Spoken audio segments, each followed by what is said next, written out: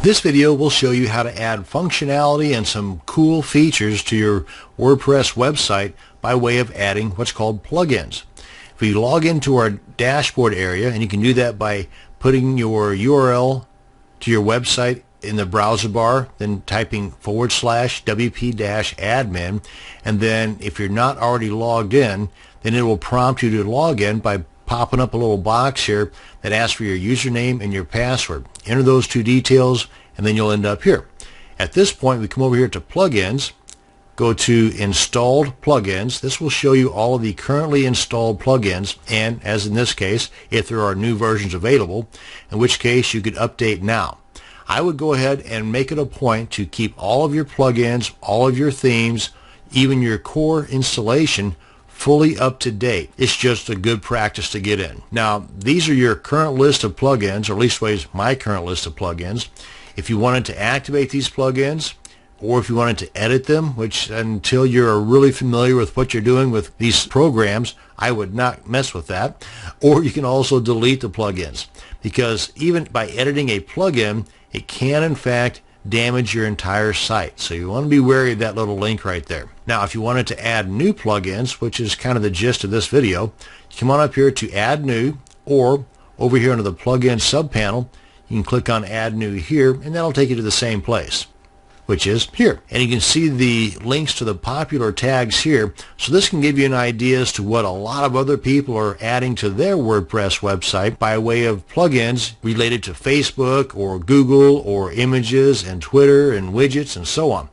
Or if you've got something specific in mind, maybe you read an article somewhere about this particular plugin or that particular plugin, you can type it in here, click on Search Plugins, and it will go to what's called the WordPress.org plugin repository. Now, a little heads up here. Now, there are literally thousands of plugins on the market. Some are better than others. However, there are a few that you would probably want to steer away from.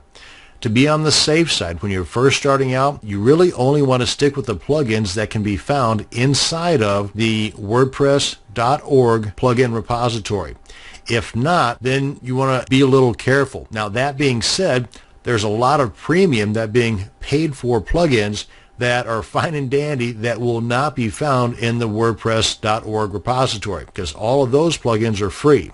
The ones that I'm referring to be wary of are the free plugins that are not found in the WordPress plugin repository, because those plugins might have some bad code installed on them that once installed on your website, that creator, that plugin creator, might now have a backdoor access to the inside of your website and may not have good intentions. So you want to be wary of getting free plugins outside of WordPress.org. Okay, all that said, I'm off my soapbox now.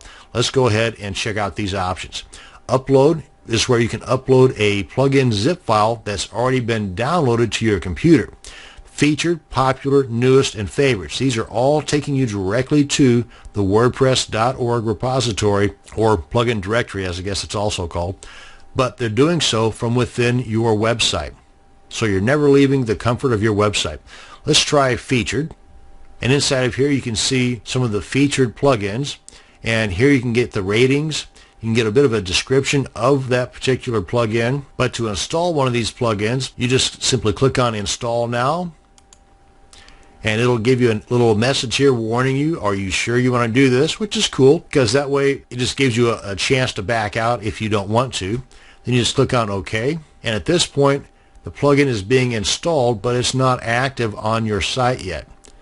We go back here to Plugin Installer, and if we go to Installed Plugins, because there's a difference between an installed plugin and an activated functioning plugin.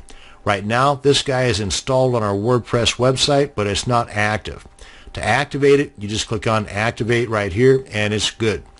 Or you can select it and then click on Delete. And you'll get this option here to make sure that you do want it deleted. Click on Yes or No, and now you're back to where you were. And that's an explanation of how you can add additional features and functionality to your WordPress website by installing and activating plugins.